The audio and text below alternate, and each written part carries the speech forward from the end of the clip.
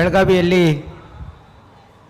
Super speciality ಆಸ್ಪತ್ರೆ ಮತ್ತು ವಿವಿಧ ಅಭಿವೃದ್ಧಿ ಕಾಮಗಾರಿಗಳ ಅಡಿಗಲ್ಲು ಮತ್ತು ಸೂಪರ್ ಸ್ಪೆಷಾಲಿಟಿ ಆಸ್ಪತ್ರೆ ಉದ್ಘಾಟನೆ ಸಮಾರಂಭದಲ್ಲಿ ಉದ್ಘಾಟಕರಾಗಿ ಆಗಮಿಸಿರ್ತಕ್ಕಂಥ ಕರ್ನಾಟಕ ಸರ್ಕಾರದ ಜನಪ್ರಿಯ ಮತ್ತು ಬಡವರ ಬಂಧುಗಳಾಗಿರ್ತಕ್ಕಂಥ ಮಾನ್ಯ ಮುಖ್ಯಮಂತ್ರಿಗಳಾಗಿರ್ತಕ್ಕಂಥ ಸಿದ್ದರಾಮಯ್ಯನವರೇ, ವೇದಿಕೆ ಮೇಲೆ ಆಸೀನರಾಗಿರ್ತಕ್ಕಂಥ ಜಿಲ್ಲಾ ಉಸ್ತುವಾರಿ ಸಚಿವರು, ಲೋಕೋಪಯೋಗಿ ಸಚಿವರು ಆಗಿರ್ತಕ್ಕಂಥ ಸತೀಶ್ ಜಾರಕಿಹೊಳಿಜಿಯವರೇ ಮತ್ತು ಇನ್ನೊಬ್ಬ ಸಚಿವರು ಆಗಿರ್ತಕ್ಕಂಥ ಶ್ರೀಮತಿ ಲಕ್ಷ್ಮೀ ಹೆಬ್ಬಾಳ್ಕರ್ ಅವರೇ, ವೇದಿಕೆ ಮೇಲೆ ಆಸೀನರಾಗಿರ್ತಕ್ಕಂಥ ಹಿರಿಯ ಸಚಿವರು ಆಗಿರ್ತಕ್ಕಂಥ ರಾಮಲಿಂಗಾರೆಡ್ಡಿಜಿಯವರೇ ಮತ್ತು ಉನ್ನತ ಶಿಕ್ಷಣ ಸಚಿವರು ಆತ್ಮೀಯ ಗೆಳೆಯರು ಆಗಿರ್ತಕ್ಕಂಥ ಡಾಕ್ಟರ್ ಸುಧಾಕರ್ ಅವರೇ, ಇಂದಿನ ಈ ಸಮಾರಂಭದಲ್ಲಿ ಉಪಸ್ಥಿತಕ್ಕಂಥ ಅಧ್ಯಕ್ಷತೆಯನ್ನು ವಹಿಸಿಕೊಂಡಿರ್ತಕ್ಕಂಥ ಸ್ಥಳೀಯ ಶಾಸಕ ಮಿತ್ರರಾಗಿರ್ತಕ್ಕಂಥ ಆಸಿಫ್ ಸೇಠ್ ಅವರೇ, ವೇದಿಕೆ ಮೇಲೆ ಆಸೀನರಾಗಿರ್ತಕ್ಕಂಥ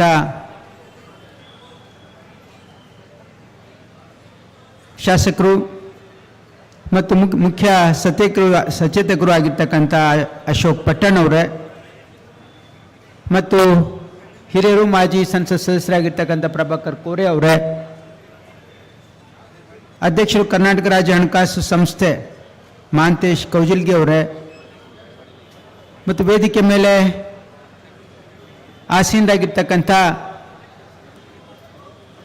ಶಾಸಕರು,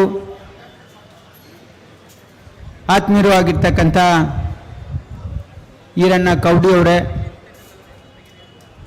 ಮತ್ತು ಸಂಸದರಾಗಿರ್ತಕ್ಕಂಥ ಪ್ರಿಯಾಂಕಾ ಜಾರಕಿಹೊಳಿ ಅವರೇ, ವೇದಿಕೆ ಮೇಲೆ ಆಸೀನರಾಗಿರ್ತಕ್ಕಂಥ ಶಾಸಕರು ಹಿರಿಯರಾಗಿರ್ತಕ್ಕಂಥ ರಾಜು ಕಾಗೆ ಅವರೇ ಮತ್ತು ವಿಧಾನ ಪರಿಷತ್ತಿನ ಸದಸ್ಯರು ಆಗಿರ್ತಕ್ಕಂಥ ಚಂದ್ರರಾಜ್ ಹಟ್ಟಿಹೊಳಿ ಅವರೇ, ಎಂ ನಾಗರಾಜು ಅವರೇ, ಬಾಬಾ ಸಾಹೇಬ್ ಪಾಟೀಲ್ ಅವರೇ, ಲಕ್ಷ್ಮಣರಾವ್ ಅವರೇ, ವಿನಯ್ ನವಲ್ಗಟ್ಟಿ ಅವರೇ, ವೇದಿಕೆ ಮೇಲೆ ಆಸೀನರಾಗಿರ್ತಕ್ಕಂಥ ಎಲ್ಲ ಅಧಿಕಾರಿ ಮಿತ್ರರೇ ಮತ್ತು ಎಲ್ಲ ಆತ್ಮೀಯ ಬಂಧುಗಳೇ, ಇವತ್ತು ಭಾಳ ಮಹತ್ವವಾಗಿರತಕ್ಕಂಥ ದಿನ. ಯಾಕಂದರೆ ಬೆಳಗಾವಿಯಲ್ಲಿ ನಾವು ಸೂಪರ್ ಸ್ಪೆಷಾಲಿಟಿ ಆಸ್ಪತ್ರೆಯನ್ನು ಉದ್ಘಾಟನೆ ಮಾಡ್ತಾ ಇದ್ದೀವಿ. ಮಾನ್ಯ ಮುಖ್ಯಮಂತ್ರಿಗಳಾಗಿರ್ತಕ್ಕಂಥ ಸಿದ್ದರಾಮಯ್ಯನವರು 2017ರಲ್ಲಿ, ಆಗಲೂ ಕೂಡ ನಾನು ವೈದ್ಯಕೀಯ ಶಿಕ್ಷಣ ಸಚಿವನಾಗಿದ್ದೆ, ಕಲಬುರಗಿಯಲ್ಲಿ, ಬೆಳಗಾವಿಯಲ್ಲಿ ಮತ್ತು ಮೈಸೂರಲ್ಲಿ ಸೂಪರ್ ಸ್ಪೆಷಾಲಿಟಿ ಆಸ್ಪತ್ರೆಯನ್ನು ಮಂಜೂರು ಮಾಡಿದ್ವಿ. ಅದು ಕಟ್ಟಡ 2021ರಲ್ಲೇ ಮುಗಿದಿತ್ತು. ಆದರೆ 3-4 ವರ್ಷಗಳ ಕಾಲ ಅದನ್ನು ಪೂರ್ತಿಗೊಳಿಸ್ತೇನೆ ಹಾಗೆ ನೆನಗುದಿಗೆ ಬಿದ್ದಿತ್ತು. ನಮ್ಮ ಸರ್ಕಾರ ಬಂದ ಮೇಲೆ ಅದನ್ನು ಪೂರ್ತಿಗೊಳಿಸಿ ಇಲ್ಲಿ ಎಲ್ಲ ಇಕ್ವಿಪ್ಮೆಂಟ್ಸನ್ನು ಅಳವಡಿಸಿ ಇವತ್ತು ಸೂಪರ್ ಸ್ಪೆಷಾಲಿಟಿ ಆಸ್ಪತ್ರೆಯನ್ನು ಉದ್ಘಾಟನೆ ಮಾಡಲಿಕ್ಕೆ ನನಗೆ ಭಾಳ ಸಂತೋಷ ಆಗ್ತಾ ಇದೆ. ಯಾಕೆ ಅಂತಂದರೆ ಈ ಸೂಪರ್ ಸ್ಪೆಷಾಲಿಟಿ ಆಸ್ಪತ್ರೆ ಇದು ಬಡವರಿಗೆ ಒಂದು ಕಾಮಧೇನು. ಸೂಪರ್ ಸ್ಪೆಷಾಲಿಟಿ ಆಸ್ಪತ್ರೆ ಸರ್ಕಾರಿ ಸೂಪರ್ ಸ್ಪೆಷಾಲಿಟಿ ಆಸ್ಪತ್ರೆ ಆದರೆ ಅಲ್ಲಿ ಯಾರಿಗೂ BPL ಕಾರ್ಡ್ ಇರೋರಿಗೆ ಎಲ್ಲರೂ ಕೂಡ ಉಚಿತ ಒಂದು ಚಿಕಿತ್ಸೆ ಇರುತ್ತೆ. ಯಾವುದಾದ್ರೂ ಒಬ್ಬ ಸಾಮಾನ್ಯ ಮನುಷ್ಯ ಇವತ್ತು ಸೂಪರ್ ಸ್ಪೆಷಾಲಿಟಿ ಚಿಕಿತ್ಸೆಗಾಗಿ ಪ್ರೈವೇಟ್ ಹಾಸ್ಪಿಟಲ್ಗೆ ಹೋದರೆ ಅವನು ಲಕ್ಷಾಂತರ ರೂಪಾಯಿ ಖರ್ಚು ಮಾಡಬೇಕಾಗ್ತದೆ. ಆ ಒಂದು ಶಕ್ತಿ ಬಡವರಿಗೆ ಇರೋದಿಲ್ಲ. ಅದಕ್ಕಾಗಿ ನಮ್ಮ ಸರ್ಕಾರ, ಮಾನ್ಯ ಮುಖ್ಯಮಂತ್ರಿಗಳು ಸೂಪರ್ ಸ್ಪೆಷಾಲಿಟಿ ಆಸ್ಪತ್ರೆ ಸರ್ಕಾರದಿಂದ ಮಾಡಬೇಕು ಅಂತ ಸದುದ್ದೇಶದಿಂದ ಮಾಡಿರ್ತಕ್ಕಂಥ ಈ ಕೆಲಸ ಇವತ್ತು ಜನರಿಗೆ ಅನುಕೂಲ ಆಗ್ತಾ ಇದೆ. ಸಾಮಾನ್ಯ ಜನರಿಗೆ, ಬಡವರಿಗೆ ಅನುಕೂಲ ಆಗ್ತಾ ಇದೆ.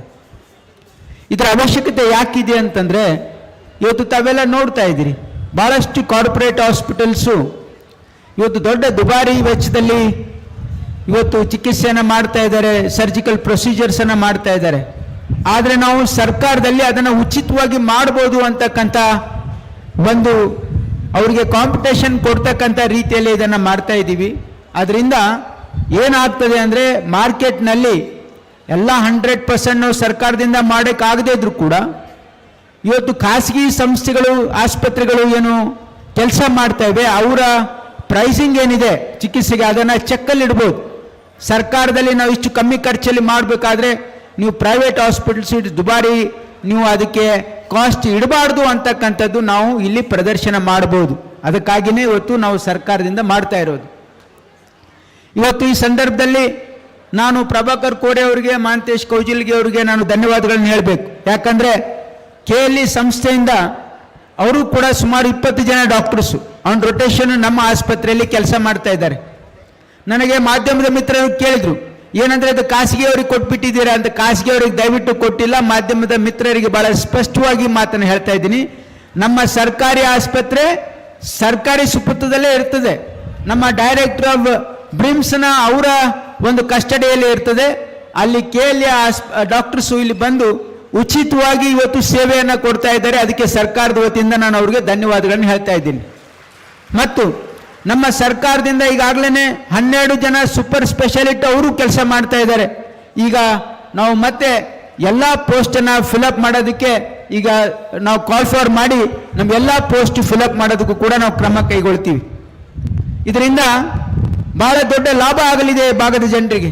ಮತ್ತು ಇನ್ನೊಂದು ಸಿಹಿ ಸುದ್ದಿ ಬೆಳಗಾಂ ಜನತೆಗೆ ಏನಂದರೆ, ನಾವು ಈಗ ಒಂದು ಕ್ಯಾನ್ಸರ್ ಆಸ್ಪತ್ರೆ 50 ಕೋಟಿ ರೂಪಾಯಿ ವೆಚ್ಚದಲ್ಲಿ ಕ್ಯಾನ್ಸರ್ ಆಸ್ಪತ್ರೆ ಬೆಳಗಾಂ ಈಗ ನಮ್ಮ ಆಸ್ಪತ್ರೆ ಆವರಣದಲ್ಲೇ ಮಾಡ್ತಾ ಇದ್ವಿ. ಶೀಘ್ರದಲ್ಲೇ ಆ ಕೆಲಸನೂ ಪ್ರಾರಂಭ ಆಗ್ತದೆ. ನಮ್ಮ ಸರ್ಕಾರ ಮಾನ್ಯ ಮುಖ್ಯಮಂತ್ರಿಗಳಾಗಿರ್ತಕ್ಕಂಥ ಸಿದ್ದರಾಮಯ್ಯನವರು 2013ರಲ್ಲಿ ಮುಖ್ಯಮಂತ್ರಿ ಆದಾಗ ಒಂದು ರೋಡ್ ಮ್ಯಾಪ್ ಅನ್ನು ನಾವು ತಯಾರು ಮಾಡಿದ್ವಿ. ಆಗಲೂ ಕೂಡ ನಾನು ವೈದ್ಯಕೀಯ ಶಿಕ್ಷಣ ಸಚಿವನಾಗಿದ್ದೆ.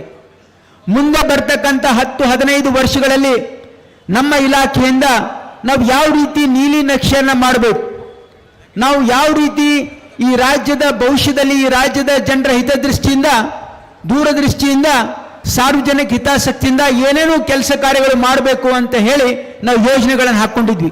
ಅದರಲ್ಲಿ ಮೊದಲನೇದು ಪ್ರತಿ ಜಿಲ್ಲೆಗೆ ಸರ್ಕಾರಿ ವೈದ್ಯಕೀಯ ಕಾಲೇಜನ್ನು ಸ್ಥಾಪನೆ ಮಾಡಬೇಕು ಅಂತ ಪ್ರಾರಂಭ ಮಾಡಿದ್ವಿ. ಈಗ ನಮ್ಮ ರಾಜ್ಯದಲ್ಲಿ 22 ಸರ್ಕಾರಿ ಆಸ್ಪತ್ರೆಗಳ ಸರ್ಕಾರಿ ಮೆಡಿಕಲ್ ಕಾಲೇಜ್ಗಳಿವೆ. ಮಿಕ್ಕುಳಿದ ಎಲ್ಲ ಇವತ್ತು ಈ ವರ್ಷ ಬಾಗಲಕೋಟೆನೂ ಕೂಡ ಅನೌನ್ಸ್ ಮಾಡಿದ್ವಿ, 23 ಕಾಲೇಜ್ ಆಗ್ತದೆ. ಮತ್ತು ಅದು ಮುಂದಿನ ವರ್ಷ ಕನಕಪುರನೂ ಅನೌನ್ಸ್ ಮಾಡಿದ್ವಿ, 24 ಸರ್ಕಾರಿ ಕಾಲೇಜ್ಗಳಾಗ್ತವೆ. ಅದರ ಜೊತೆಗೆ ಬೇರೆ ಬೇರೆ ಯಾವ್ಯಾವ ಜಿಲ್ಲೆಯಲ್ಲಿ ಬಿಟ್ಟು ಹೋಗಿದೆ ಅಲ್ಲಿ ಪಬ್ಲಿಕ್ ಪ್ರೈವೇಟ್ ಪಾರ್ಟ್ನರ್ಶಿಪ್ ಅಲ್ಲಿ ಮಾಡಬೇಕು ಅಂತಕ್ಕಂಥ ತೀರ್ಮಾನ ಕೂಡ ಆಗಿದೆ. ಬಹಳಷ್ಟು ಜನ ಕೇಳಿದ್ರು, ಇಷ್ಟೊಂದು ಪ್ರೈವೇಟ್ ಮೆಡಿಕಲ್ ಕಾಲೇಜ್ಗಳಿದ್ರೂ ಕೂಡ ಸರ್ಕಾರಿ ಮೆಡಿಕಲ್ ಕಾಲೇಜ್ಗಳು ಯಾಕೆ ಮಾಡಬೇಕು ಅಂತ. ಅವಾಗ ನಾನು ಅವರಿಗೆ ಉತ್ತರ ಹೇಳಿದ್ದೆ, ನಮ್ಮ ಸರ್ಕಾರದ ಉದ್ದೇಶ, ಮಾನ್ಯ ಮುಖ್ಯಮಂತ್ರಿಗಳ ಉದ್ದೇಶ, ನಾವು ಸರ್ಕಾರಿ ಮೆಡಿಕಲ್ ಕಾಲೇಜ್ ಮಾಡಿದ್ರೆ ಈ ರಾಜ್ಯದಲ್ಲಿರ್ತಕ್ಕಂಥ ಪ್ರತಿಭಾವಂತ ವಿದ್ಯಾರ್ಥಿಗಳು ಯಾರು ಹಗಲು ರಾತ್ರಿ ನೀಟ್ಗೋಸ್ಕರ ಪ್ರಿಪೇರ್ ಮಾಡಿ ಓದಿ ಸಾಮಾನ್ಯ ಜನರ ಬಡವರ ಮಕ್ಕಳು, ರೈತರ ಮಕ್ಕಳು ಡಾಕ್ಟರ್ ಆಗಬೇಕು ಅಂತ ಏನು ಕನಸು ಕಂಡಿರ್ತಾರೆ, ಅದನ್ನು ನೆನಸು ಮಾಡಬೇಕಾದ್ರೆ ನಾವು ಸರ್ಕಾರಿ ಮೆಡಿಕಲ್ ಕಾಲೇಜ್ ಮಾಡಿದ್ರೆ 100% ಸೀಟ್ ಮೆರಿಟ್ ಕೋಟಾಗಿ ಹೋಗ್ತದೆ. ಈ ರಾಜ್ಯದ ಬಡವರ ಮಕ್ಕಳು ಡಾಕ್ಟರ್ ಆಗ್ಬೋದು, ಈ ರಾಜ್ಯದ ಸಾಮಾನ್ಯ ಜನರ ಮಕ್ಕಳು ಡಾಕ್ಟರ್ ಆಗಬೇಕು ಅಂತ ಹೇಳಿ ನಾವು ಸರ್ಕಾರಿ ಮೆಡಿಕಲ್ ಕಾಲೇಜನ್ನು ಮಾಡಿರೋದ್ರಿಂದ ಇವತ್ತು ನಮ್ಮ ರಾಜ್ಯದಲ್ಲಿ ಸುಮಾರು 13,000 ಇವತ್ತು ಮೆಡಿಕಲ್ ಸೀಟ್ ಇವೆ. ಅದರಲ್ಲಿ ಸರ್ಕಾರದ ಸಿಂಹಪಾಲಿದೆ.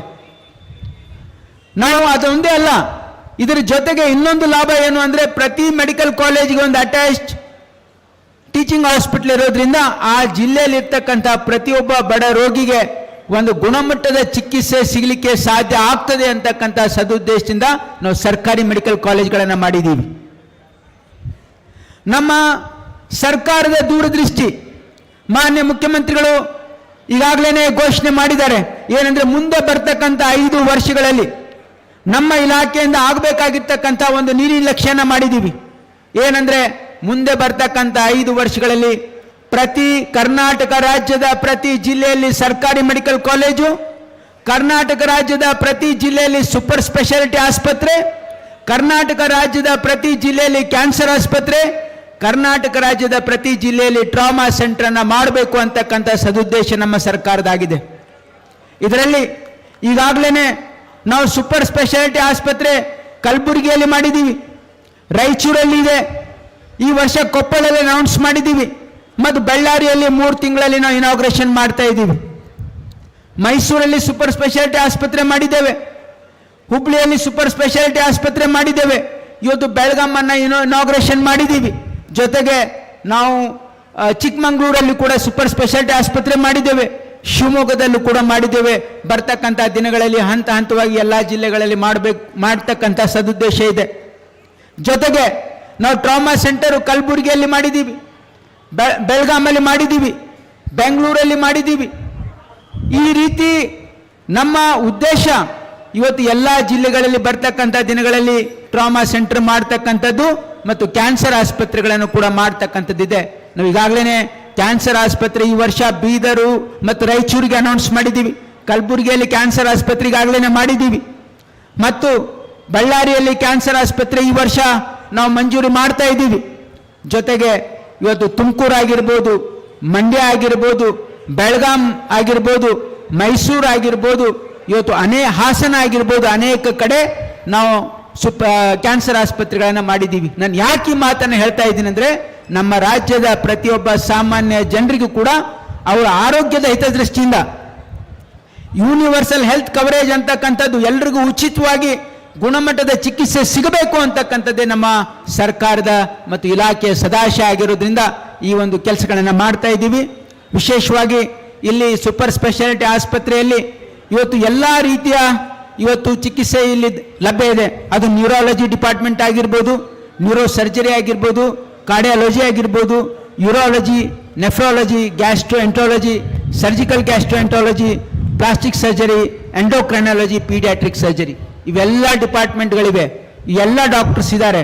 ಇದರ ಲಾಭ ಬೆಳಗಾಂ ಜನತೆ ತೆಗೆದುಕೊಳ್ಬೇಕು ಅಂತಕ್ಕಂಥದ್ದು ನನ್ನ ಮನವಿ. ಇದು ಕೇವಲ ಬೆಳಗಾಂ ಅಲ್ಲ, ಬೆಳಗಾಂ ಡಿವಿಷನ್ ಜನತೆ ಇದನ್ನು ಲಾಭ ಪಡಿಬೋದು ಅಂತಕ್ಕಂಥದ್ದನ್ನು ಹೇಳಿ ಕೊನೆಯದಾಗಿ ಈ ವರ್ಷ ನಮ್ಮ ಸರ್ಕಾರ 400 ಗೌರ್ಮೆಂಟ್ ಮೆಡಿಕಲ್ ಸೀಟನ್ನು ಇನ್ಕ್ರೀಸ್ ಮಾಡಿದೆ. ಅಂದರೆ ನಮ್ಮ 8 ಗೌರ್ಮೆಂಟ್ ಮೆಡಿಕಲ್ ಕಾಲೇಜ್ಗಳಲ್ಲಿ ಸೀಟ್ ಹೆಚ್ಚಳ ಮಾಡಿ 400 ಇವತ್ತು ಗೌರ್ಮೆಂಟ್ ಮೆಡಿಕಲ್ ಸೀಟನ್ನು ಇನ್ಕ್ರೀಸ್ ಮಾಡಿಸಿದ್ದೀವಿ.